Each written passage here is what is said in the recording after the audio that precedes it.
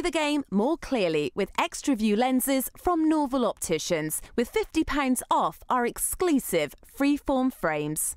Well, two distinctly different performances, first half to second half, David, and the second half must cause you great concern. I'm not sure concerned, disappointed. We let ourselves down, we let the supporters down. We know how important this game is to everybody associated with the club, and the first half was a very good performance, dogged performance. We knew that we had to get off to a good start.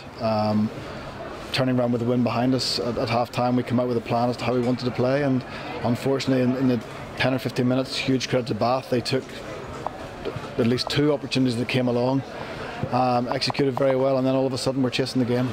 Gloucester didn't seem to quite have the same energy when they came out after the break. I mean, it was a big game last week. Do you think there's an element of just sapped? First half, very combative over the ball, taking their ball away, their clearers away, but second half came second best in that area.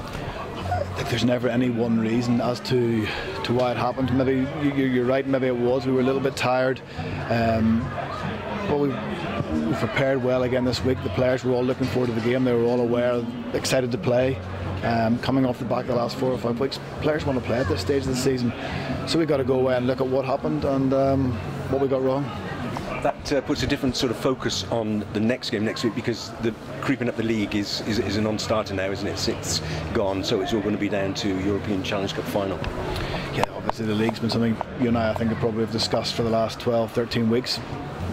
But you're right, not at this stage that we've said over the last few weeks that we've been playing cup rugby. We've got to just go out and try and win every game we play and not worry about the league, not worry about moving up. But now the focus very much is about Exeter this weekend, because let's not forget there's a lot at stake for that game as well. We want to go out and produce a big performance to finish our season, and then obviously on to Edinburgh and make sure that we're in a good place for the cup final.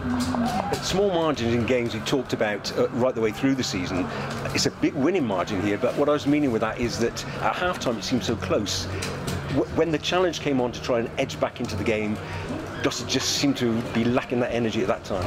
And that's maybe the point you made earlier, that once you go behind the game like that, because so much emotional energy, because it was so physical last week, the player, it's hard to get going again, it's hard to get back into the game, but to concede 2 tries that quickly, and that's where you want your bench to come on and make an impact, and they probably didn't make the impact we wanted, but it was more than that. It was more a case of some of the mistakes we haven't made really not much this season. Again, our set piece was under a lot of pressure. We struggled to get any possession. Again, you saw in those last couple of plays when we had the ball we were dangerous, and we go away and look at why that was and make sure that we're better placed to address it and solve it on the pitch next week.